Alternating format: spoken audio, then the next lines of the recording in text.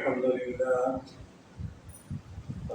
لله نحمده ونستعينه ونستغفره ونؤمن به ونتوكل عليه ونعوذ بالله من شرور أنفسنا ومن سيئات أعمالنا من يهده الله فلا مضل له ومن يضلل فلا هادي له. أشهد أن لا إله إلا الله وحده لا شريك له وأشهد أن محمدا عبده ورسوله. أما بعد فإن خير الحديث كتاب الله وخير الهدي هدي محمد صلى الله عليه وسلم وشر الأمور محدثاتها وكل محدثة بدعة وكل بدعة ضلالة وكل ضلالة في النار. فأعوذ بالله من الشيطان الرجيم.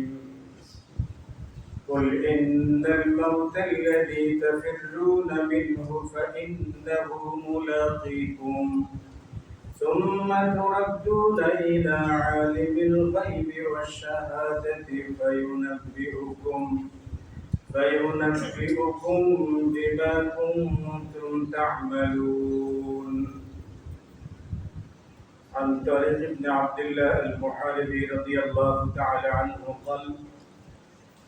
قال له رسول الله صلى الله عليه وسلم: يا طارق استعد للموت قبل نزول الموت. আলহামদুলিল্লাহ, উপস্থিত সম্মানিত মুসল্লিয়ান ইকরাম, যাবতীয় প্রশংসা ও তারিফ আল্লাহ রাব্বুল আলামিনের জন্য নিবেদিত।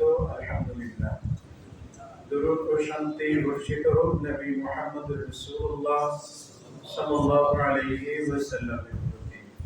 সম্মানিত উপস্থিতি, আজকে খুতবার শুরুতে সূরাতুল জুমআ থেকে একটি আয়াতে কারিমা এবং নবী সাল্লাল্লাহু আলাইহি ওয়াসাল্লামের সুন্নাহ থেকে একটি হাদিস তেলাওয়াত করেছি।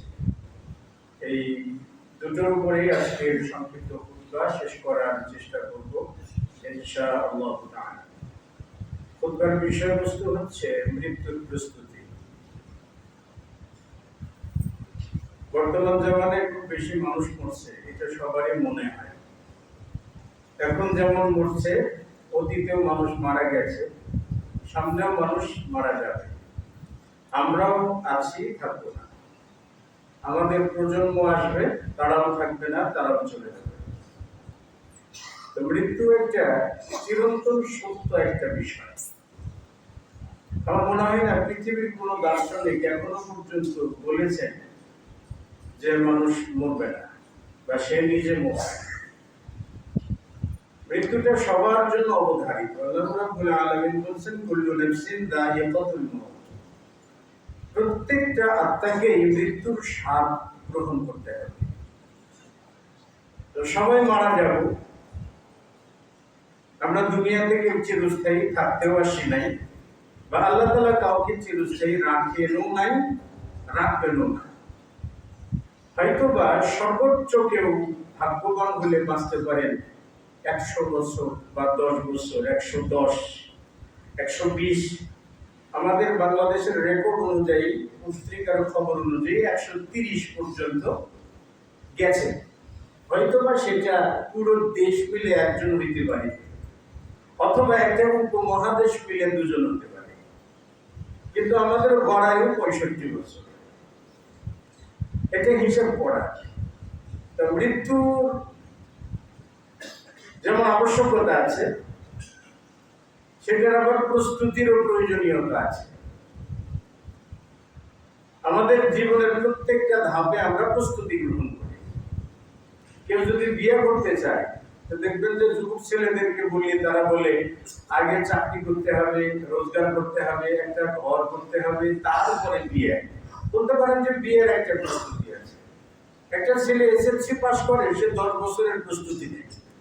এইচএসসি পাস করে 2 বছরের প্রস্তুতি, অনার্স পাস করবার জন্য 4 বছরের প্রস্তুতি, বিসিএস এর জন্য তো একেবারে আনলিমিটেড প্রস্তুতি, যার কোনো সীমা রেখা নেই। দুনিয়ার সবকিছুতে আমরা প্রস্তুতি নিয়ে প্রস্তুত হয়ে তারপরে কাজে নামি, কিন্তু মৃত্যু তো অবধারিত। আমরা মৃত্যুর জন্য কতটুকু প্রস্তুত আছি আমরা? হ্যাঁ, আমি এখন মৃত্যুবরণ করতে প্রস্তুত আছি, মারা যাবো টেনশন নাই, টেনশন ফ্রি, একেবারেই মরতে চাই এমন কেউ আছি হয়তো নাই। আমরা কেউ মরতে চাই না, কারণ এমনও অনেকগুলা রুগী আছে যে রুগীদের ক্ষেত্রে ডাক্তার বলে থাকেন এই লোকটার অসুখটাই হলো মৃত্যুর ভয়। মরে নেই কিন্তু জীবিত আছে দুনিয়াতে, কিন্তু মৃত্যুর ভয় এটা একটা তার অসুখ। এটার জন্য তাকে লক্ষ লক্ষ টাকা খরচ করে চিকিৎসা দিতে হবে, অথচ মৃত্যুর প্রস্তুতি নেই। আল্লাহ রাব্বুল আলামিন বলেছেন, হে রাসূল তুমি বলে দাও, ইন্নাল মাউতাল্লাযী তাফিররুনা মিনহু ফাইন্নাহু মুলাকীকুম, নিশ্চয়ই মৃত্যু, আল্লাযী তাফিররুনা মিনহু, যে মৃত্যু থেকে তোমরা পালিয়ে যাও, মৃত্যুবরণ করতে চাও না, পালিয়ে বেড়াও, ফাইন্নাহু মুলাকীকুম, সেই মৃত্যু তোমাদের সঙ্গে সাক্ষাৎ করবে। শুধু কি সাক্ষাৎ করবে? সুম্মা তুরাদ্দুনা ইলা আলিমিল গায়বি ওয়াশ শাহাদাতি, সাক্ষাৎ তো করবে, তারপর তোমাকে উপস্থাপন করবে আল্লাহ তাআলার কাছে, যিনি অদৃশ্যের খবর রাখেন, তার সামনেই তোমাকে উপস্থাপন করবে। ফায়ুনাব্বিউকুম বিমা কুনতুম তা'মালুন, আর তোমরা যে আমলগুলো করেছো সেই আমলগুলোই তোমাদেরকে জানিয়ে দেওয়া হবে। কি করেছো? ভালো করলে ভালো জানিয়ে দেওয়া হবে, মন্দ করলে মন্দ জানিয়ে দেওয়া হবে। ফামান ইয়া'মাল মিসকালা যাররাতিন খায়রান ইয়ারা ওয়া মান ইয়া'মাল মিসকালা যাররাতিন শাররান ইয়ারা, যে বিন্দু মাত্র ভালো কাজ করে সেটাও আল্লাহ তাআলা তাকে দেখাবেন, তাকে দেখানো হবে। আবার যে বিন্দু মাত্র মন্দ কাজ করে, খারাপ কাজ করে, সেটাও তাকে দেখানো হবে। ফায়ুনাব্বিউকুম বিমা কুনতুম তা'মালুন, তাহলে আমাদের কর্ম যা আমরা করছি না কেন সবগুলোই আল্লাহ রাব্বুল আলামিন জমা করে রেখেছে। সেদিন আফসোস করবে, ইয়া লাইতানি কদ্দামতু লিহায়াতি, মানুষ যখন খারাপ আমলগুলো তার হাতে পাবে তখন সে ব্যক্তি বলতে থাকবে, ইয়া লাইতানি কদ্দামতু লিহায়াতি, আয় আমার আফসোস, আমি যদি আমার জীবনের জন্য কোনো ভালো কাজ অগ্রিম রেখে দিতাম, মরার আগে যদি কিছু ভালো কাজ করতে পারতাম, তাহলে আজকে হয়তো বা কিছু পাইতাম। সেদিন আফসোস করে কোনো ভুল কিনারা পাওয়া যায়। এজন্য মুহাম্মদ রাসূলুল্লাহ সাল্লাল্লাহু আলাইহি ওয়াসাল্লাম তারিক বিন আব্দুল্লাহ আল-মুহারিবিকে লক্ষ্য করে বললেন, ইয়া তারিক ইসতাইদ লিল মাউতি ক্বাবলা নুজুলিল মাউত, এ তারিক বিন আব্দুল্লাহ তুমি মৃত্যুর জন্য প্রস্তুত হও মৃত্যু আসার আগে। মৃত্যু আসার পরে প্রস্তুত হইতে লাগবে, মৃত্যু আসার আগেই প্রস্তুত হও। এবং মৃত্যু কখন আসবে এটা কি আমাদের জানা আছে? এটা কি আমাদের জানা আছে? যেহেতু জানা নাই, যে কোনো সময় আসতে পারে। এখন হয়তো জীবিত আছি, কথা বলছি, 1 মিনিটের ভিতরে কথা বন্ধ হয়ে যেতে পারে। আজকে আমরা যারা মসজিদে এসেছি, মসজিদ থেকে বাড়িতে ফেরার সৌভাগ্য আমার নাও হইতে পারে। এখন সুস্থ আছি, যে কোনো সময় অসুস্থ হয়ে যেতে পারে। ইসতাইদ লিল মাউতি ক্বাবলা নুজুলিল মাউত, মৃত্যু আসার আগে মৃত্যুর জন্য প্রস্তুত হও। আমাদের প্রস্তুতি কতটুকু আছে? কারণ মৃত্যু তো বলে করে আসে না, মিস কল দিয়ে আসে না, মেসেজ পাঠিয়ে আসে না, ইমেইল করে আসে না, হোয়াটসঅ্যাপে সিগন্যাল দিয়েও আসে না। কোনো নেটওয়ার্কিং সিস্টেমের ভিতরেই মৃত্যুর কোনো সংকট নেই, অগ্রিম কোনো বার্তা নেই। তা মৃত্যু আসে বলে আসে না, মৃত্যু যে কোনো সময় আসতে পারে, যে কোনো সময় যে কাউকে দিয়ে দেয়। যদি প্রস্তুতি না থাকে তাহলে সারা জীবনে না পড়ে পরীক্ষার হলে যে অবস্থা, এই মৃত্যুর সময়টাও কি হবে বেশি হবে। বলতেছিলাম যে ইন্নাল মাউতা ইয়াতি ফুজা, মৃত্যু হঠাৎ করে আসে, কাউকে ভুলে আসে। দেখবেন যে আপনার কোলের সন্তান আপনাকে রেখে চলে যাচ্ছে, আবার আপনার বাবা, তারও বাবা আজও জীবিত আছে। কে কখন যায় তার কোনো হিসাব কিতাব নাই।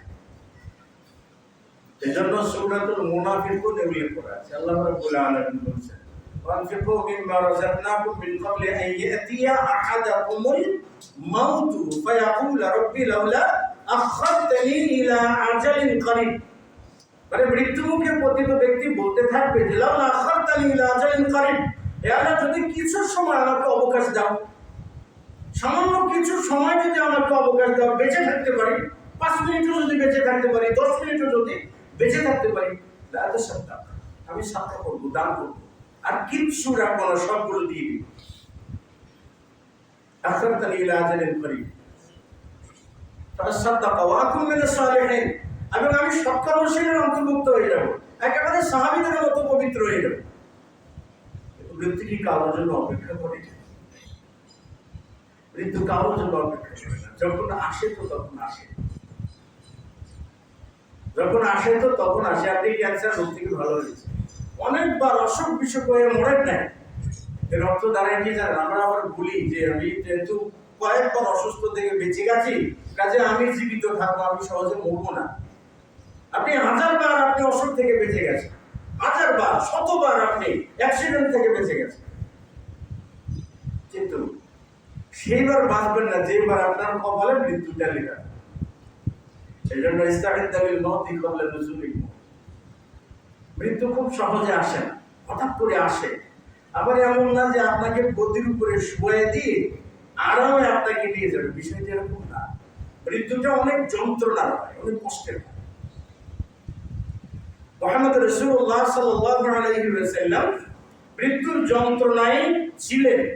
দেখেন, ফাতেমা রাদিয়াল্লাহু তাআলা আনহা থেকে বলতেন, আব্দুল্লাহ বিন আনাস বিন মালিক থেকে বলতেন, ফাতেমা রাদিয়াল্লাহু তাআলা আনহা মুহাম্মদ রাসূলুল্লাহ সাল্লাল্লাহু আলাইহি ওয়াসাল্লামের মৃত্যুর যন্ত্রণা দেখে তিনি কষ্ট করে বলছিলেন যে ওয়া কারবা আবাতা, বাবা আপনার মৃত্যুর অনেক যন্ত্রণা হচ্ছে, আপনার মৃত্যুর অনেক কষ্ট হচ্ছে।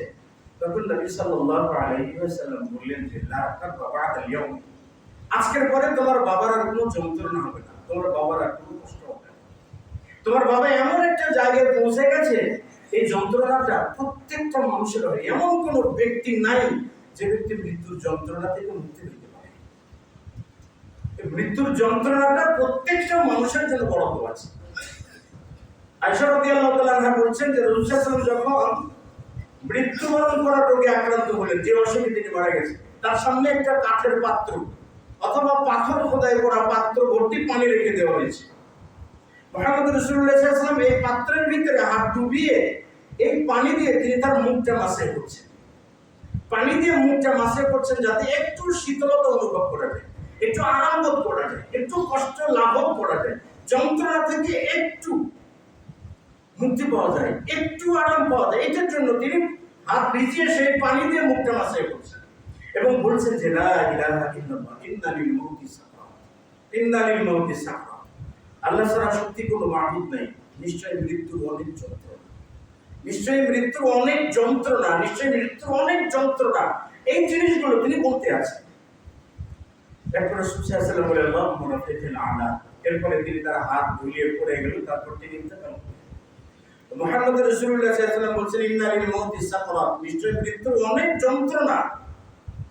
কে বলছেন মৃত্যুর যন্ত্রণা? তিনি বলছেন যে আনা সাইয়্যিদুল কওমি ইয়াউমাল কিয়ামা, আমি কিয়ামতের দিন সমস্ত মানুষের নেতা হব। এমনকি আদম থেকে শুরু করে মুহাম্মদ সাল্লাল্লাহু আলাইহি ওয়াসাল্লাম পরবর্তী কিয়ামত পর্যন্ত যত মানুষ উঁচু নিচু শ্রেষ্ঠ অশ্রেষ্ঠ যত মানুষ আসবে, সমস্ত মানুষের নেতা হবেন মুহাম্মদ রাসূলুল্লাহ সাল্লাল্লাহু আলাইহি ওয়াসাল্লাম। এবং তিনি একমাত্র ব্যক্তি যিনি সুপারিশ করার মতো ক্ষমতা পাবেন আল্লাহ তাআলার তরফ থেকে, এবং যিনি এমন একজন মানুষ যিনি হাউজে কাউসারের মালিক বলে যাবেন, যাকে ইচ্ছা তাকে পান করাবেন, যাকে ইচ্ছা দূর করে দেবেন, এটা তার ইচ্ছা। ইন্না আ'তাইনাকাল কাউসার, এত সম্মানিত মানুষ, আল্লাহ তাআলার এত ভালোবাসার মানুষ, দুনিয়াতেও ভালোবেসেছেন, আখিরাতেও ভালোবেসেছেন। মসজিদে খুতবায় দাঁড়িয়ে এক ব্যক্তি এসে বলছিল ইয়া রাসূলুল্লাহ দোয়া করুন, অনাবৃষ্টির কারণে জমিন খেত ফেটে চৌচির হয়ে গেল, ফসল পুড়ে ছাই হয়ে গেল, রাস্তাঘাট ভেঙে চুরমার হয়ে যাচ্ছে, আপনি একটু দোয়া করুন না যাতে আল্লাহ তাআলা আমাদেরকে পানি দেন। এই খুতবার মিম্বারে দাঁড়িয়ে তিনি দোয়া করলেন আল্লাহুম্মা আদিসনা ওয়াহুম্মা আদিসনা, আল্লাহ আমাদেরকে বৃষ্টি দাও, আমাদেরকে বৃষ্টি দাও। দোয়া করলেন। আর আনাস বিন মালিক বলছেন যে আল্লাহর কসম, আসমানে কোনো মেঘ ছিল না, হঠাৎ করে পশ্চিম আকাশে এক টুকরো মেঘ, ঢালের মতো গোলাকার এক টুকরো মেঘ সেই মেঘটার পুরো আসমান ছেয়ে গেল আর একেবারে মুষলধারে বৃষ্টি হওয়া শুরু হয়ে গেল। আনাস বিন মালিক বলছেন যে আল্লাহি, আল্লাহর কসম, মা রাআইতু শামসা সিত্তাতা আইয়াম, সামনের 6 দিন যাবত সূর্য দেখিনি। তার মানে যে মানুষটা ফরিয়াদ করলে তার ফরিয়াদ আল্লাহ ফেরত দেন। কোনো কিছু আবদার করলে আল্লাহ রাব্বুল আলামিন ফেরত দেন না, দুনিয়াতেও দেয়, আখিরাতেও দেয়। তিনি সিজদায় গেলে আল্লাহ রাব্বুল আলামিন তার সিজদাকে ফেরত দেবেন না, তার বিনিময়ে উম্মতদেরকে বার করবেন। এই মানুষটা তিনি বলছেন ইন্না লিল মাউতি সাকরাত, সেই মানুষটাকে আল্লাহ রাব্বুল আলামিন মৃত্যুর সময় যন্ত্রণা দেন। আর তিনি বলছেন যে ইন্না লিল মাউতি সাকরাত, নিশ্চয়ই মৃত্যুর অনেক যন্ত্রণা। আমি আপনি কি কোথায় থাকবে, আমি আপনি কি যে মৃত্যুর যন্ত্রণা হবে না, আরামে মৃত্যুবরণ করবো, এত তো সোজা। বলছিলাম মৃত্যু খুব সহজে আসে না। ইহইয়া উলুমউদ্দিন ইমাম গাযালি তিনি বলছেন, ইহইয়া উলুমউদ্দিন উল্লেখ করা আছে যে মুসা আলাইহিস সালাতু ওয়াস সালামকে জিজ্ঞেস করছিলেন রূহের জগতে আল্লাহ রাব্বুল আলামিন তাকে যে তোমার মৃত্যুর অনুভূতি কি, কেমন যন্ত্রণা। মুসা আলাইহিস সালাতু ওয়াস সালাম বলছিলেন যে ইয়া রাব্বুল আলামিন, একটা জীবন্ত ছাগলকে চামড়া ছিলে না মেরে ছেড়ে দিলে ও যেমন যন্ত্রণা পায়, মৃত্যুর যন্ত্রণাটা তার থেকেও কষ্টকর মনে হয়েছে। আমি আপনি কি? আব্দুল্লাহ বিন আব্বাস রাদিয়াল্লাহু আনহু হাসান আল বসরিকে তার ছাত্র বলছিলেন যে মাতা ফুলানুন বাক্তাতা, কোন ব্যক্তি না হঠাৎ করে মারা গেছে, ব্যক্তির কত সৌভাগ্য, হঠাৎ করে মারা গেল, বোঝা নাই, শোনা নাই, অসুখ নাই, বিসুখ নাই, পড়ে গেল তো মারা গেল। তখন হাসান আল বসরি রাহিমাহুল্লাহ বললেন যে অমুক ব্যক্তি হঠাৎ মারা গেছে, এটার জন্য আশ্চর্য হচ্ছে কেন? সে যদি হঠাৎ মারা না যেয়ে থাকতো তাহলে হঠাৎ করে অসুস্থ হয়ে যেত, দীর্ঘকাল যাবত অসুস্থতার যন্ত্রণা ভোগ করতে করতে মারা চাইতো, তাহলে মরা তো মরাই, এটা নিয়ে আশ্চর্যের কি আছে? আমি বলছিলাম মৃত্যুটা অনেক যন্ত্রণা, অনেক কষ্টের, সেজন্য মৃত্যুর প্রস্তুতিটা অবধারিত থাকা লাগে। কাব আল আহবারকে উমর ইবনুল খাত্তাব রাদিয়াল্লাহু তাআলা আনহু জিজ্ঞেস করেছিলেন, ইয়া কাব আল আহবার হাদিসনা আনিল মাউতি, এই কাব আল আহবার একটু মৃত্যু সম্পর্কে বলো আমাকে, মৃত্যুর বর্ণনা দাও, মৃত্যু কেমন হয়? তখন কাব আল আহবার বলেছিলেন যে ইন্নাল মাউতা কা হুসনি শাজারিন যী শাওকাতিন, মৃত্যুটা একটা কাঁটাযুক্ত গাছের ডালের মতো, যেই ডালের চতুর্দিক থেকে কাঁটা বিদ্ধ করে দেওয়া আছে। এইরকম একটা ডাল একজন জীবন্ত মানুষের পেটে ঢুকে দেওয়া হলো, একটা মোচড় দেওয়ার পরে নাড়ি ঘুড়ি এই ডালের সাথে কাঁটার সাথে আটকে গেল। টেনে বের করার পরে নাড়ির অর্ধেক কিছু ছিঁড়ে ডালের সঙ্গে আসলো আর অর্ধেক তার এই পেটের ভিতরে থেকে গেল। ইয়া আমিরুল মুমিনিন, আল মাউত আশাদ্দু মিন যালিক, মৃত্যুটা এর থেকেও কষ্টকর হয়, এর থেকেও যন্ত্রণাদায়ক। মৃত্যু হয় আরামের না, এজন্য মৃত্যুর প্রস্তুতি লাগে। প্রত্যেকটা কাজের জন্য প্রস্তুতি আছে, কিন্তু মৃত্যুর জন্য প্রস্তুতি নেই। মৃত্যুবরণ করার পর কোথায় যাবো সেটার জন্য প্রস্তুতি নেই, বাকি জীবন থেকে কোথায় দাঁড়াবো সেটার জন্য প্রস্তুতি নেই। ভাই আমরা দিন পালনে কেন এতটা ব্যস্ত হবে, কেন এতটা উদাসীন? আমরা দুনিয়ার গোলাম হয়ে গেছি, যারা দুনিয়ার তাবেদার হয়ে গেছি, দুনিয়ার তাবেদার হয়ে গেছে। মৃত্যুর প্রস্তুতি কেমন থাকে জানেন? বদরের যুদ্ধে যখন যুদ্ধবন্দী হয় মুশরিকরা, রাসূল সাল্লাল্লাহু আলাইহি ওয়াসাল্লামকে জিবরিল আলাইহিস সালাম এসে বলছিলেন, ইয়া রাসূলুল্লাহ, আপনি বদর যুদ্ধ থেকে যতগুলো ৭০ জনকে বন্দী করেছেন না, এই বন্দীদেরকে যদি আপনি ছেড়ে দেন, আপনার সাহাবীদেরকে বলুন যদি আজকে ছেড়ে দেওয়া হয় তাহলে আগামী বছরে যে যুদ্ধ হবে না, আপনার সাহাবায়ে কেরামদের মধ্য থেকে এত সংখ্যক মানুষ নিহত হবে, শাহাদাত বরণ করবে। আর যদি তাদেরকে হত্যা করেন, আগামী বছরে সাহাবীদের এই হত্যাকাণ্ডটা ঘটবে না। আপনি সাহাবীদেরকে বলুন তারা কি চায়। রাসূল সাল্লাল্লাহু আলাইহি ওয়াসাল্লাম সাহাবায়ে কেরামদেরকে বললেন যে জিবরাইল আমাকে সেটা বলে গেলেন, তোমরা কি চাও? সাহাবায়ে কেরাম বললেন, ইয়া রাসূলুল্লাহ সাল্লাল্লাহু আলাইহি ওয়াসাল্লাম, আমরা মুশরিকদেরকে মুক্তিপণ নিয়ে ছেড়ে দিতে চাই, যাতে আগামী বছরে আমরা এদের সংখ্যক শাহাদাত বরণ করতে পারি। তার মানে মৃত্যু তারা চায়, মরণ আসন। মৃত্যুকে আলিঙ্গন কখন করতে পারে? যখন যার ঈমান আকীদা ইত্তেবাউস সুন্নাহ সর্বদিক থেকে তার মনোবলটা সর্বোচ্চ পর্যায়ে থাকে, যে মৃত্যুবরণ করার সাথে সাথে আমি জান্নাতে যেতে পারবো, মৃত্যুবরণ করার সাথে সাথে আল্লাহ তাআলার সান্নিধ্য লাভ করতে পারবো, তখনই একজন মানুষ মৃত্যুর জন্য প্রস্তুতি নিতে পারে। তাকে বোঝা যায় যে মৃত্যুর জন্য প্রস্তুত। আমরা মৃত্যুর জন্য প্রস্তুত। মসজিদে এসে ৫ ওয়াক্ত সালাত আদায় করলে আমার স্ত্রী, বিবি, বাল বাচ্চা বেপরদায় মার্কেটে ঘোরাফেরা করছে, আমার কোনো খেয়াল নেই, আমি শুধু মসজিদে বসে আছি। এত কি সহজ হইল? আপনি যদিও বাঁচতে চান, আপনার সন্তান আপনাকে বাঁচতে দেবে না, আপনার স্ত্রী আপনাকে বাঁচতে দেবে না, কিয়ামতের দিন লেজ ধরে জাহান্নামে নিয়ে যাবে। কেন? আপনি নিজেও দায়িত্বশীল, আপনাকে আল্লাহ দায়িত্ব দিয়েছেন না? দায়িত্ব দিয়েছেন। বলছিলাম স্ত্রীটা জাদুর নয়, মৃত্যুর প্রস্তুতি গ্রহণ করে মৃত্যু আসার আগে। কারণ মৃত্যু যেমন কখনো আসে বলে আসে না। রাসূল সাল্লাল্লাহু আলাইহি ওয়াসাল্লাম বলছেন, আল্লাহ তাআলা যাকে ৬০ বছর হায়াত দান করছেন, কিয়ামতের দিন তার থেকে কোনো ওযর, কোনো বাহানা, কোনো আপত্তি শুনবে না। এটি তার জন্য এনাফ, যথেষ্ট। আমরা তো অনেকেই ৬০ বছর পার করে ফেলি। বলতে পারেন ৬০ বছরের পরে যারা জীবিত আছে, বোনাস টাইমে জীবিত আছে, তাহলে আরো কতটা যত্নবান হওয়া উচিত। কিন্তু আমরা সেই যত্নবানটা হই না, মৃত্যুর জন্য প্রস্তুত হই না। মুসলিমদের ভিতরে কারো কারো বিশেষ আছে, কি বলে মরে গেলাম তো ঘুমিয়ে গেলাম, জি না? মাকাল মউতিল ইন্তেকাল, মৃত্যুর অর্থই হলো কি স্থানান্তরিত হওয়া, দুনিয়ার জগৎ থেকে বারজাকি জগতে প্রবেশ করা। সেই বারজাকি জগতের ঠেলাটা আরো বেশি মারাত্মক। মৃত্যুর প্রস্তুতি কিভাবে নেবে? প্রথমত তাওবাতু ওয়াল ইস্তিগফার, অতীতের পাপ কাজের জন্য তাওবা করতে হবে এবং আল্লাহ তাআলার কাছে ক্ষমা চাইতে হবে। তাওবার নামে যাতে নাটক না হয়। আপনি দিনে ৭০ বার করে ইস্তিগফার করেন, আর সুদের টাকা দেখলে আপনার হুঁশ জ্ঞান থাকে না, ঘুষের টাকা দেখলে হুঁশ জ্ঞান থাকে না, হারাম দেখলে জিহুব বাদি আপনার কি বলে শ্লেষ্মা করতে থাকে। এটা তাওবার নামে কি নাটক করা, বুঝেছেন? এই নাটকটা আল্লাহ তাআলার সামনে কখনো মানায় না। তাওবা করলে একনিষ্ঠতার সাথে তাওবা করতে হবে। শর্ত আছে তাওবার ৩টা। অতীতের পাপের জন্য অনুশোচনাগ্রস্ত হতে হবে এবং ওয়াদা দিতে হবে, আমি যে পাপটা করেছি এই পাপের জীবনে কখনো কোনো সময় করব না। এরপরে ইখলাসের সাথে আল্লাহ তাআলার কাছে ক্ষমা চাইতে হবে।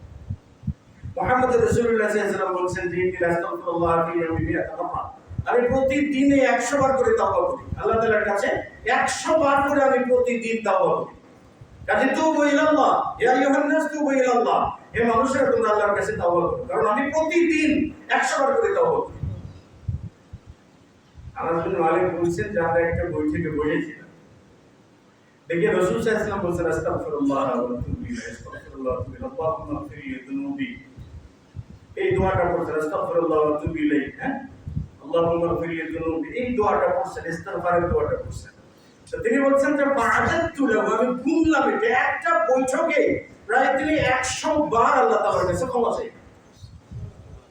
100 বার যে মানুষটা আল্লাহ তাআলার কাছে ক্ষমা চান একটা বৈঠকে, সেই মানুষকে আল্লাহ তাআলা বলছেন ইন্না ফাতাহনা লাকা ফাতহাম মুবিনা লিয়াগফির লাকা আল্লাহু মা তাকাদ্দামা মিন যামবিকা ওয়া মা তাআখার। যে আল্লাহ তাআলা তার আগে এবং পরের সমস্ত গুনাহ মাফ করে দিয়েছেন, কোনো গুনাহ নেই।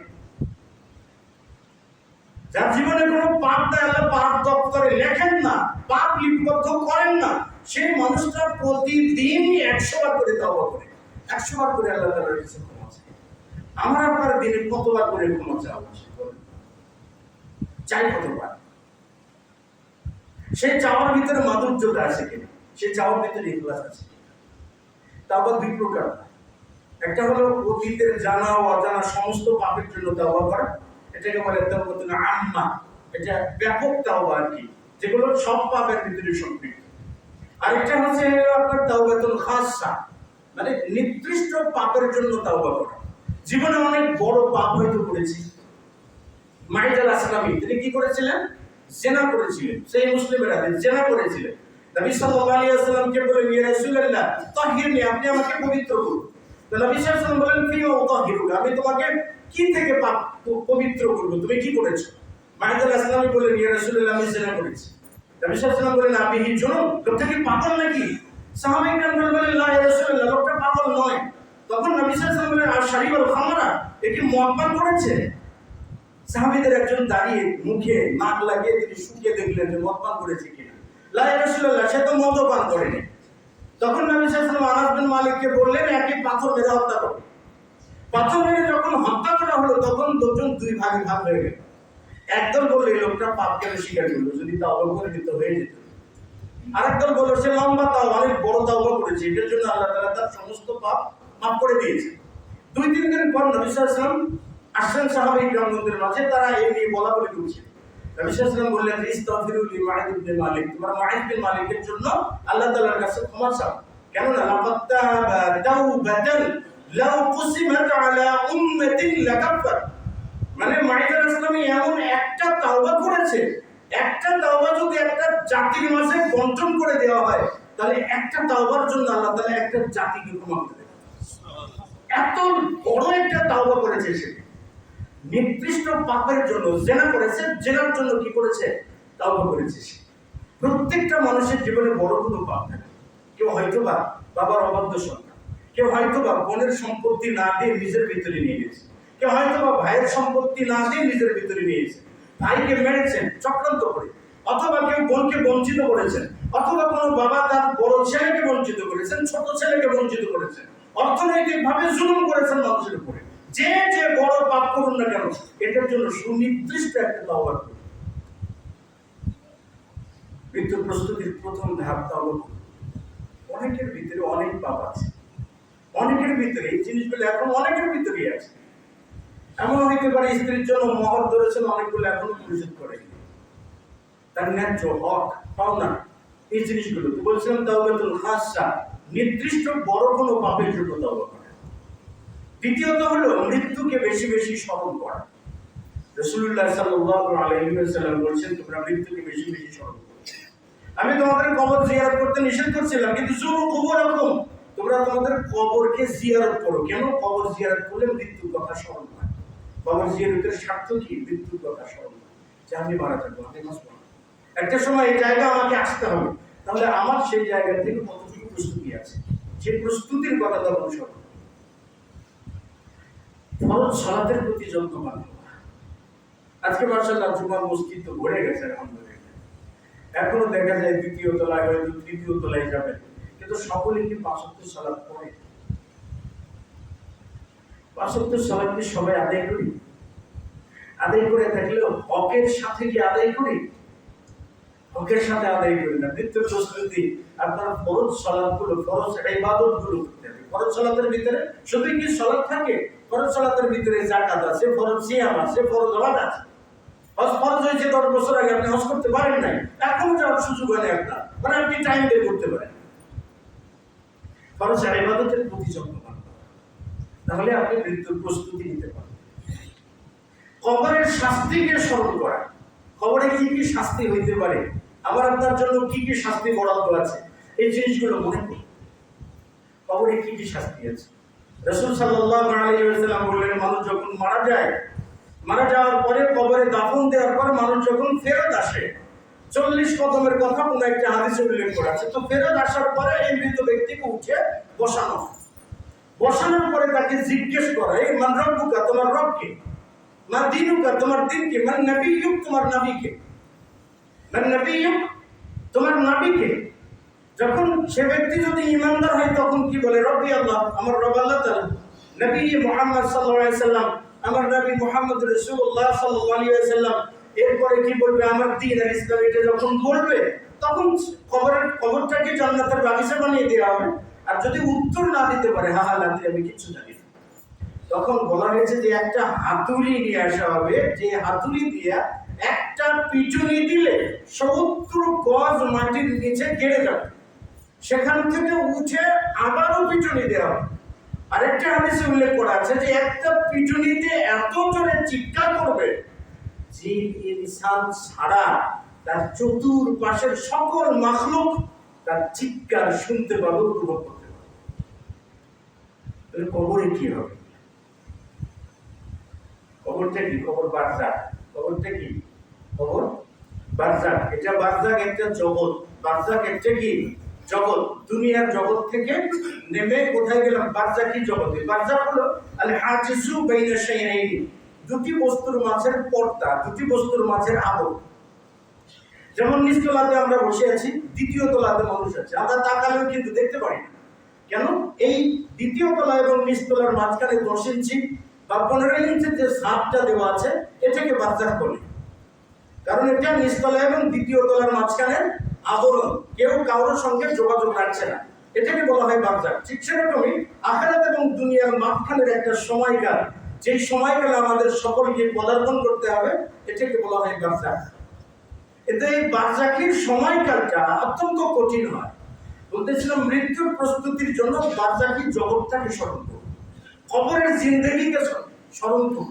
কারণ কবরের জিন্দেগি যদি স্মরণ না করতে পারি, মুসনাদে আহমদের বর্ণনায় এসেছে যে রাসূলুল্লাহ সাল্লাল্লাহু আলাইহি ওয়াসাল্লাম বলেছেন, ইমানদার ব্যক্তি যখন মৃত্যুমুখে পতিত হয় তখন ফেরেশতারা আসে। আল্লাহ তাআলা বলেছেন না, ইন্নাল্লাযীনা ক্বালু রাব্বুনাল্লাহ সুম্মা ইসতাকামু তাতানাজ্জালু আলাইহিমুল মালায়েকা, তাদের উপরে ফেরেশতারা নাজিল।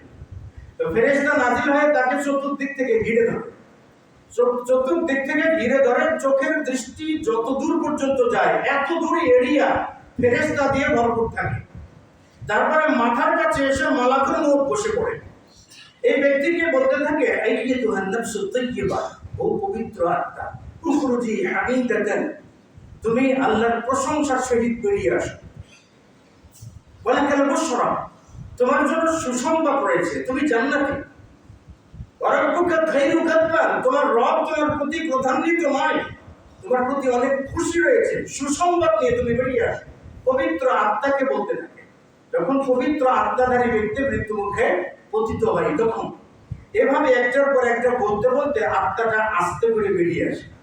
রাসূলুল্লাহ সাল্লাল্লাহু আলাইহি ওয়াসাল্লাম বলেছেন, আত্মার বেরিয়ে আসার ধরনটা, নবী সাল্লাল্লাহু আলাইহি ওয়াসাল্লাম বলেছেন, একটা কলসের পানি নিংড়ানোর জন্য যখন কলসটাকে উল্টো করা হয়, ওখান থেকে যখন ফোঁটা ফোঁটা পানি পড়ে, কলস অনুভব করতে পারে না। এইরকম পবিত্র আত্মাধারী দেহ থেকে আত্মাটা এইরকমই সন্তর্পণে গোপনে বেরিয়ে আসে, আত্মাটা বুঝতে পারে। এরপরে ফেরেশতারা, মালাকুল মউত সহ ফেরেশতারা আত্মাটাকে নিয়ে উপরে উঠে প্রথম আসমানের দরজা খুলতে বলে। ফেরেশতা কি বলে, দরজা খুলে দাও। তখন আসমানের প্রহরী, প্রথম আসমানের প্রহরী বলে, মান, কে কে এসেছে?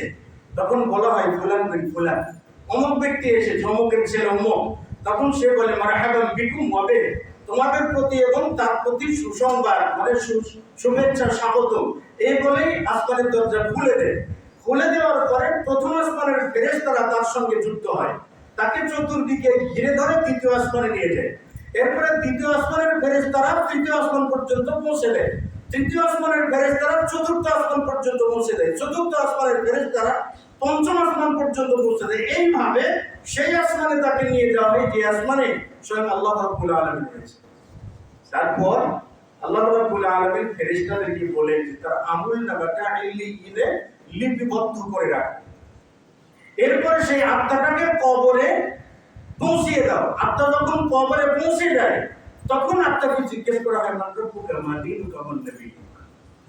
আর যদি আত্মাটা খারাপ হয়, তাহলে ওই যে ফেরেশতারা এসে বলে, আইয়াতুহান নাফসুল খাবিসা, ও নিকৃষ্ট আত্মা বেরিয়ে আসো।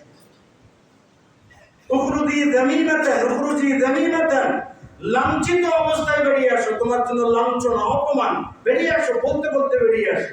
জাহান্নামের চাদরে তাকে মুড়িয়ে নিয়ে প্রথম আসমানে নিয়ে যাওয়া হলে আসমানের প্রহরীকে বলা হয়, দরজা খোলো। আসমানের প্রহরী বলে, মান হুয়া, কে সে, কাকে নিয়ে এসেছে?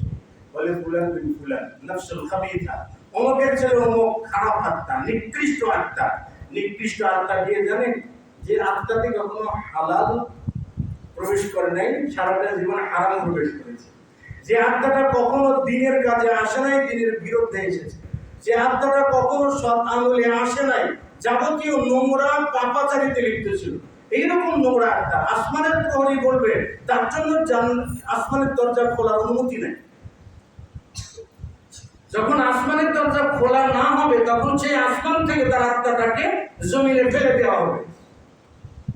তারপর তার আমলনামা সিজ্জিনে লিপিবদ্ধ করা হবে। কবরে তাকেও জিজ্ঞেস করা হবে যে মান রব্বুকা, সে বলবে কি, হা রাব্বি, আমি তো কিছু জানি না, আমি তো কিছু জানি না, আমি তো কিছু জানি না। এর কারণটা কি? সে ব্যক্তি কখনো মৃত্যুর প্রস্তুতি নেয়। মৃত্যুর প্রস্তুতি নিতে কি কি প্রয়োজন সেই কোনো কাজই সে করেনি, যে জন্য তার মৃত্যুটা এতটা যন্ত্রণাদায়ক এবং তার কবরের পরীক্ষাতেও সে মৃত্যু পেল, এজন্য জাহান্নাম তার জন্য কি হয়ে যায়, অবধারিত হবে।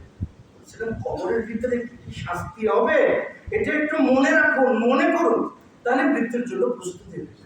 মুস্তাদরাক আলাইহিস সাহিহাইনে উল্লেখ করা আছে যে মানুষকে যখন কবরে রাখা হয় তখন তার মাথার কাছে সালাত দাঁড়িয়ে যায়।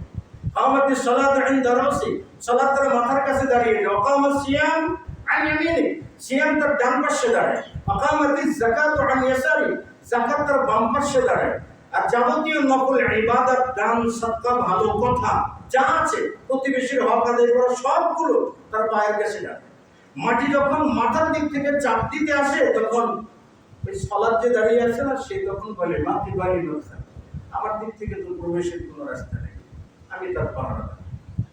ডান দিক থেকে যখন প্রবেশ করতে যাবে তখন খালা সাউম মাটি বাড়ি নথা, আমার দিক থেকে প্রবেশের কোনো রাস্তা নেই। বাম দিক থেকে যখন কবর চাপ দিতে যাবে তখন কবর যাকাত তখন বলবে যে মাটি বাড়ি নথা, আমার দিক থেকে প্রবেশের কোনো রাস্তা নেই। পায়ের দিক থেকে যখন কবর আযাব দিতে যাবে তখন নফল ইবাদতগুলো দাঁড়িয়ে বলবে মাটি বাড়ি নথা, আমার দিক থেকেও প্রবেশের কোনো রাস্তা নেই। কোন দিক দিয়ে যাবে? কিন্তু দিনে ৫ ওয়াক্ত সালাত আদায় করেন, জুমার দিনের আনুষ্ঠানিক মুসল্লি হয়েছে, রমজান আলী মুসল্লি, তারপরে শুক্র আলী মুসল্লি, জুমা বাড়ি জুমা পড়া মুসল্লি, 2 ঈদের সালাতে লম্বা টুপি পরা মুসল্লি। ওই কবরে গেলে দেখবেন যে কেউ নাই, আর হাড্ডি পুরা করে দেবে, এমন চাপ দেবে যে একদিকের হাড্ডি অন্যদিকে প্রবেশ করে যাবে। সেই কথাগুলো স্মরণ করুন, তাহলে মৃত্যুর জন্য প্রস্তুতি নিতে পারবেন। কবরে যেমন আরবের জায়গা না, কবর থেকে যখন উঠবেন সেটাও কি নয়, আরবের জায়গা। এজন্য মৃত্যুর প্রস্তুতি স্বরূপ অবশ্যই তাওবা করতে হবে। অতীতের সমস্ত পাপের জন্য যেমন তাওবা জরুরি, ঠিক তেমনি কবরের কথা স্মরণ করাটাও জরুরি। ঠিক তেমনি কবর থেকে উঠে আপনি কোন পরিস্থিতির সম্মুখীন হবেন, কি পরিস্থিতির সম্মুখীন, সেই দিন অর্ধহাত মাথার উপরে সূর্য আসবে, জানেন সকলে, মাথার উপরে সূর্য আসবে, সূর্যের তাপে মগজ গলে যাবে, ঘাম ঝরে সেটা উত্তপ্ত ফুটন্ত পুঁজে পরিণত হবে। এই পুঁজটা কোনো ব্যক্তির পায়ের টাকনু পর্যন্ত হবে, কোনো ব্যক্তির কোমর পর্যন্ত হবে, কোনো ব্যক্তির গলা পর্যন্ত হবে, কোনো ব্যক্তি সাঁতার কাটতে হবে। সেদিন কি হবে একটু ভেবে দেখুন। এই যে ফুটন্ত পুঁজ আছে না, ফুটন্ত পুঁজ, এটা জাহান্নামী ব্যক্তিদেরকে আবার খাদ্য খেতে দেবেন, এদেরকে খা। যখন এক ঢোক পরিমাণ পান করবে তখন নাড়ি বুড়ি পিছনের রাস্তা দিয়ে বেরিয়ে যাবে। একটু স্মরণ করুন না সেই দিন কি হবে। রাসূলুল্লাহ সাল্লাল্লাহু আলাইহি ওয়াসাল্লাম বলেছেন কিয়ামতের দিন 3 শ্রেণীর ব্যক্তিকে নিয়ে আসা হবে। নিয়ে আসার পর আল্লাহর তরফ থেকে জিজ্ঞেস করা হবে, আলা মুসাফফিকা, এই আমি কি তোমাকে নেতৃত্ব দেই নাই দুনিয়াতে? বলে না, হ্যাঁ দিয়েছেন। আলা মুসাফফিকা, আমি কি তোমাকে বিয়ে করাই নাই? বলে হ্যাঁ করেছেন। আলা মুসাখখির লাকাল খাইলা, আমি কি তোমাকে বাহন দেই নাই? ব্যক্তিগত অনেক গাড়ি তোমার ছিল না, বাহন দেই নাই, উন্নত বাহন দেই নাই তোমাকে? এই লোকটা বলবে হ্যাঁ দিয়েছেন আল্লাহ। তখন আল্লাহ রাব্বুল আলামিন পাল্টা প্রশ্ন করবেন, দুনিয়াতে থাকা অবস্থায় তোমার কি কখনো মনে হয়েছে যে আমার সঙ্গে সাক্ষাৎ করবে তুমি? এই লোকটা বলবে লা ইয়া রাব্বুল আলামিন, না এটা তো মনে হয়। তখন আল্লাহ রাব্বুল আলামিন বলবেন, আল ইয়াউমা উনসিকা কামা নাসিতানি ফিদ দুনিয়া, আজকে আমি তোমাকে ভুলে গেলাম যেমন তুমি দুনিয়াতে আমাকে ভুলে গিয়েছিলে। তোমার সাথে আজকে আমার কোনো সম্পর্ক নেই। দ্বিতীয় ব্যক্তিকে আল্লাহ তাআলা একই কথা বলবে, তোমাকে নেতৃত্ব দেই নাই, সম্পদ দেই নাই, গাড়ি বাড়ি দেই নাই, দিয়েছি তো সব। তোমার কি মনে হয়েছিল যে আমার সঙ্গে সাক্ষাৎ হবে? এই লোকটা বলবে লা ইয়া রাব্বুল আলামিন, না সেরকম কিছু মনে হয়নি আমার। আল্লাহ রাব্বুল আলামিন বলবেন, আজকে আমি তোমাকে ভুলে গেলাম যেমন তুমি দুনিয়াতে আমাকে ভুলে গিয়েছিলে। তৃতীয় ব্যক্তি মুনাফিককে নিয়ে আসবে, সে ব্যক্তিকে বলা হবে, আমি যে তোমাকে এত কিছু দিয়েছি তোমার কি মনে আছে? বলে হ্যাঁ আছে। আমার সঙ্গে সাক্ষাৎ হবে, তোমার কি মনে ছিল, স্মরণ ছিল তোমার? তৃতীয় ব্যক্তি বলবে, ইয়া রাব্বুল আলামিন, হ্যাঁ জানতাম তোমার সঙ্গে আমার সাক্ষাৎ হবে, এই জন্য আমি মুসাল্লি ওয়া আসুম সালাত আদায় করেছি, সিয়াম রেখেছি, আতাসাদ্দাকু আমি সাদকা করেছি, মানে এমন কোনো কল্যাণের কাজ নাই, সবে আমি করেছি। আল্লাহ রাব্বুল আলামিন বলবেন, ঠিক আছে তাইলে আজকে তোমার বিরুদ্ধে একটা সাক্ষী নিযুক্ত করব। এলাকার চতুর্দিকে তাকিয়ে দেখবে আমার বিরুদ্ধে সাক্ষী দেবার তো কেউ নাই। কে সাক্ষী দিবে? কাউকে তো চিনি না, আমার পাড়া মহল্লার তো কেউ নাই, তাহলে কে সাক্ষী দিবে? সে ব্যক্তি চিন্তা করতে করতে আল্লাহ রাব্বুল আলামিন তার মুখটাকে বন্ধ করে, মুখটাকে বন্ধ করে দিয়ে তার উরুকে আদেশ করবেন তার বিরুদ্ধে সাক্ষী দেবেন। উরু ব্যক্তির বিরুদ্ধে কথা বলবেন, প্রত্যেকটা হাড়ের জোড়া ব্যক্তির বিরুদ্ধে কথা বলবেন, হাত পা চক্ষু সবই তার বিরুদ্ধে কথা বলতেন। সেই দিনের কথা একটু ভাবুন, যে দেহকে পূজা করতে যে আপনার এত খানা দানা, এত খরচ, এত কিছু, কষ্ট করতে পারেন না, আমরা কষ্ট করতে পারি না, রৌদ্রের তাপ হজম করতে পারি না, বৃষ্টির ভিতরে চলতে পারি না, পায়ে খালি পায়ে চলতে পারি না। বলতে পারেন যে আমরা শৌখিন মানুষ, অনেকগুলো নিয়ামত আমরা ভোগ করেছি। আল্লাহ রাব্বুল আলামিন সেটা জিজ্ঞেস করবেন, এতগুলো নিয়ামত পেয়েছো, স্মরণে ছিল কি আমার সঙ্গে? দেখেন আল্লাহ তাআলা সিসি ক্যামেরা ফিট করে দিয়েছে। আপনার হাত তার জন্য সিসি ক্যামেরা, আপনার উরু তার জন্য সিসি ক্যামেরা, আপনার প্রত্যেকটা জয়েন্ট আল্লাহ তাআলার জন্য সিসি ক্যামেরা। মানে প্রত্যেকটা ভিডিও প্লে করবে, দেখাবে কি কি করেছেন। যে দেহকে পূজা করবার জন্য হালাল হারাম বাজ বিচার করার ছেড়ে দিয়েছে, সেই দেহটাই যখন আমার বিরুদ্ধে সাক্ষ্য প্রদান করে আমাকে জাহান্নামে যাওয়া নিশ্চিত করবে, বলুন তো তাহলে দুনিয়াতে করণীয়টা কি? করণীয়টা কি? করণীয়টা কি? শরীয়তের পথে আসা। করণীয়টা কি? মোর মধ্যে সেটার জন্য প্রস্তুতি নেওয়া। সব থেকে হতভাগা ওই ব্যক্তি, রাসূলুল্লাহ সাল্লাল্লাহু আলাইহি ওয়াসাল্লাম সব থেকে হতভাগা ওই ব্যক্তি, সব থেকে হতভাগা ওই ব্যক্তি যে ব্যক্তি অন্যের দুনিয়াদারিত্বের জন্য নিজের আখিরাতকে হারায়। সব থেকে হতভাগা সেই ব্যক্তি যে ব্যক্তি অন্যের দুনিয়াদারিত্বের জন্য নিজের আখিরাতকে হারায়। দেখেন আপনার সন্তানের দুনিয়াদারিত্বের প্রয়োজন, এজন্য হালাল হারাম বাদ বিচার না করে সব জমিয়েছেন, টাকা পয়সা কাকে দেবেন?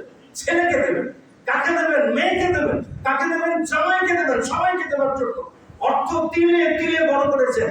আপনি নিজের জীবনেও দেখেন আখিরাতের জন্য কোনো সম্বন্ধ কি করেন? অন্যের দুনিয়াদারিত্বের জন্য নিজের আখিরাতটাকে জীবিত করবেন। এর থেকে হতভাগ্য ব্যক্তি আছে। সকলের ইবাদতের প্রতি যত্নবান হওয়া, তাহলে এটা মৃত্যুর জন্য প্রস্তুতি গ্রহণ করা হবে। মৃত্যুর জন্য যদি প্রস্তুত না হতে পারি, ফিট না হইতে পারি, তাহলে মৃত্যুবরণ করে লাভ নেই, মৃত্যুবরণ করে যন্ত্রণা। আর যেহেতু মৃত্যু কখন হবে জানি না, যে কোনো সময় কি হতে পারে, যে কোনো সময় হতে পারে। আমাদের মৃত্যুর সময় টার্গেট থাকে টাকা পয়সা, টাকা পয়সা, তারপরেও কিন্তু সাহাবায়ে কেরাম যখন মৃত্যু মুখে পতিত হইতে, যেমন আব্দুল্লাহ বিন আমর ইবনে আস-কে রাসূল সাল্লাল্লাহু আলাইহি ওয়াসাল্লাম দেখতে গেছে, তাকে দেখে তিনি যখন তার বুকে হাত রেখেছে সে কেঁদে ফেলেছে। তখন রাসূল সাল্লাল্লাহু আলাইহি ওয়াসাল্লাম তাকে জিজ্ঞেস করছেন যে তুমি কাঁদছো কেন? সম্পত্তির জন্য? লা ইয়া রাসূলুল্লাহ, আমি সেটার জন্য কাঁদছি না। আমি যদি একটা মুহূর্ত দুনিয়াতে জীবিত থাকতে পারি তাহলে আল্লাহর জিকির করতে পারি। উমর বিন খাত্তাব রাদিয়াল্লাহু তাআলা আনহু যখন মৃত্যুমুখে পতিত হয়েছিলেন, তখন আব্দুল্লাহ বিন উমর বিন খাত্তাবের মাথাটাকে উরুর উপরে নিয়ে বসে পড়েছে। উমর বিন খাত্তাব রাদিয়াল্লাহু তাআলা আনহু তখন তার ছেলেকে বলছে যে আমার মাথাটা মাটিতে নামিয়ে দাও, আমার মাথাটা মাটিতে নামিয়ে দাও। তখন আব্দুল্লাহ বিন উমর বলছেন যে সমস্যাটা কি? আমার উরুর উপরে থাকলে সমস্যাটা কি? তখন উমর বিন খাত্তাব রাদিয়াল্লাহু তাআলা আনহু বলছেন যদি আল্লাহ তাআলা আমাদেরকে হেদায়েত না দিতেন তাহলে উমর বিন খাত্তাবের মা, উমর বিন খাত্তাবের বাবা সকলে ধ্বংস হয়ে যেত। আল্লাহর হেদায়েতটা কত বড় নিয়ামত, সেটা মৃত্যুর সময় তিনি তেলাওয়াত করেছেন। ওমর বিন আব্দুল আজিজ রাহিমাহুল্লাহ যখন মারা যান, তখন তার ঘরে কি ছিল জানেন? ছোট্ট একটা কামরা পাওয়া গিয়েছিল, যেখানে দাঁড়িয়ে দাঁড়িয়ে তিনি সালাত আদায় করতেন। কোনো দিরহাম, কোনো দিনার, কোনো টাকা পয়সা ছিল। একটা জায়গায় একটা ছেঁড়া জায়নামাজ পাওয়া গিয়েছিল, যার উপরে দাঁড়িয়ে থেকে তিনি আল্লাহ তাআলা ইবাদত করতেন। বাদশা জুলকারনাইন, এই বাদশা জুলকারনাইনের সময় একটা বুড়া মানুষ ছিল। আপনার আকিবাতুল মাউতি একটা বই লিখেছেন একজন সালাফি বিদ্বান, সেখানে উল্লেখ করেছেন জুলকারনাইনের রাজত্বকালে পাহাড়ে বসবাস করতে একদল পাহাড়ি। এই পাহাড়িদের ব্যাপারে তিনি জেনেছেন যে তারা দুনিয়ার কারোর কাছে যায় না, খায় না, কারোর কাছে দরজা দেয় না, এবং কোনো প্রাণীকে জবাই করেও তারা খায় না। বাদশা জুলকারনাইন খবর পাঠিয়ে দিলেন যে ওই মুরব্বী যেন আমার কাছে আসে। খবর যখন ওই মুরব্বীর কাছে গেছে, পাহাড়ি মুরব্বীর কাছে গেছে, তখন পাহাড়ি মুরব্বী বলছে জুলকারনাইনের আমার কি দরকার আছে, আমি জুলকারনাইনের দরবারে যেতে পারবো। তখন বাদশাহ জুলকারনাইন নিজে এই মুরব্বীর কাছে গেছে, যাওয়ার পরে একসঙ্গে বসে থেকে গল্প করেছে। গল্পের একটা পর্যায়ে বাদশাহ জুলকারনাইন তাকে বলছিলেন যে আপনি নাকি গরু ছাগল এরকম জবাইকৃত কোনো প্রাণীর গোশত খান না, ব্যাপারটা। তখন ওই মুরব্বী বলছে যে আমার পেটটাকে, আমার পেটটাকে কোনো জীবন্ত প্রাণীর কবর বানাইতে চাই না। দেখেন, তিনি বলছেন আমার পেটটাকে কোনো জীবন্ত প্রাণীর কবর বানাইতে চাই না, এই জন্য আমি কোনো জীবধারী প্রাণীর গোশত খাই না। এবং তিনি বলছেন যে সাপ তো গলায় ততক্ষণ পর্যন্ত থাকে, সেটার জন্য আমার এত কিছু খাবারের কি প্রয়োজন আছে। বাদশাহ জুলকারনাইন বলছিলেন যে আপনি বলুন, আপনি আমাকে মন্ত্রী হিসাবে আমি আপনাকে নিয়োগ দেই। তখন তিনি বলছেন যে ওই মন্ত্রিত্ব আমার প্রয়োজন নেই। ওই মুরব্বী বলছিলেন যে খাদ্য যতক্ষণ পর্যন্ত মুখের ভিতরে থাকে ততক্ষণ পর্যন্ত স্বাদ থাকে, পেটের ভিতর চলে গেলে আর স্বাদ থাকে না।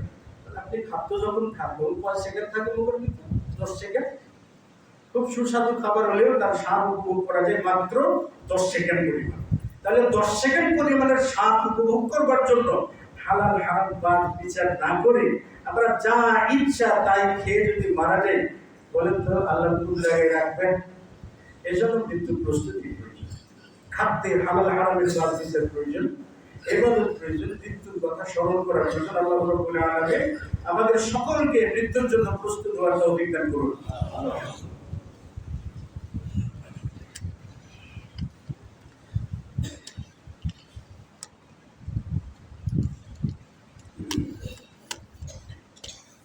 আলহামদুলিল্লাহ।